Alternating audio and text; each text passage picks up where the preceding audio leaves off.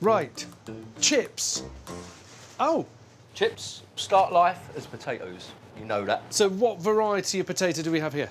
That one there is a Maris Piper. Oh. That's what we're using this time of year. They're generally, in my opinion, the best potato for making chips. How many of these would you go on one night? That's 25 kilos of potatoes. On a Friday night, about 150 kilo. Of potatoes? Yeah. So is there some poor employee that now has to sit and peel all these? Yes, and his name, the Rumbler. The Rumbler sounds like a wrestler. Yeah, kind of is. It wrestles potatoes all day. The Rumbler is Danny's secret weapon when it comes to preparing chips. This machine can skin a staggering 25 kilos of spuds in less than 40 seconds. Oh, spuds! I love it. So now what happens? So now, we turn on our chipping machine. Coming out of here. You put them in there like that. We go for 15mm chips. I think it's all rounder. You get thin cook easier and quicker. The fat ones, sometimes people prefer the big thick ones. I think if you stand in the middle, you can please everyone. You please everyone. Once cut, the chips are soaked in cold water to wash away excess starch. This will help them crisp up later. Right. Should we cook some? Yeah. I've been waiting for you to ask. And to cook all those chips, you're going to need a big fryer. The frying department.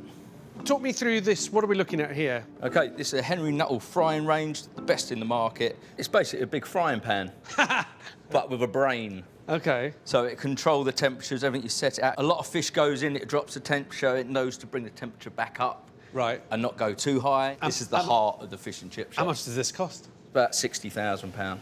£60,000. Yeah. That's. Are we looking at a Ferrari part here? That's why I I drive a transit van. This is my car. This is my Ferrari. Unlike a supercar, Danny's fryer uses groundnut oil for its ability to cook at super high temperatures without burning. You need to use a good oil straight away because at the end of the day, the product is cooked in oil. You don't want it smelling and tasting of oil. Yeah. So groundnut oil is the best aroma-wise. Do you filter the oil? We filter it once, so we get generally 2 days out of one batch. Oh, look at that. But then can you overcook them? You can overcook them. It's a lot easier to undercook them, to overcook them, because when you're really busy, you're just desperate to get them out, but you can't. You must wait.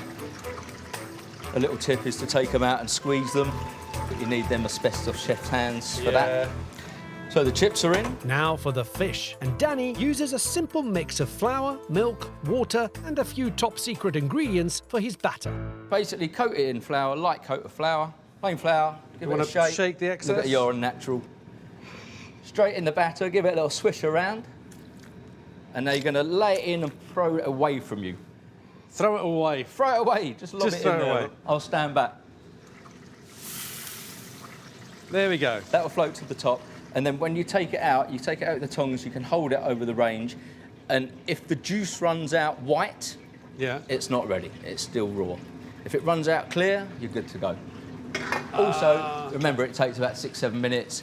Look at the batter, make sure it's a nice golden colour. How many portions of cod would you be getting through a night, on a Friday night? Friday night, so we're looking at like about 100 stone. That is a lot of fish. Yeah. That's around 400 portions of cod.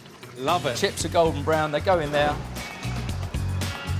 They're draining and keeping warm at the same time. Right. Oh, look at that. That looks great. OK, so that's clear. That's clear, that means it's ready. Let's go. For the full takeaway experience, Danny whacks our supper in a box, and it's time to eat. OK. Yeah. Right, so we're going to go vinegar on first. Yeah. Otherwise, it washes all the salt down the bottom. See, these are the kind of tips you... Don't be shy with the vinegar.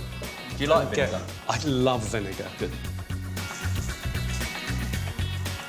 Lovely. Look how flaky and white that is.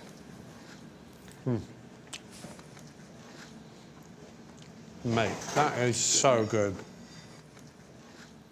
That is so simple.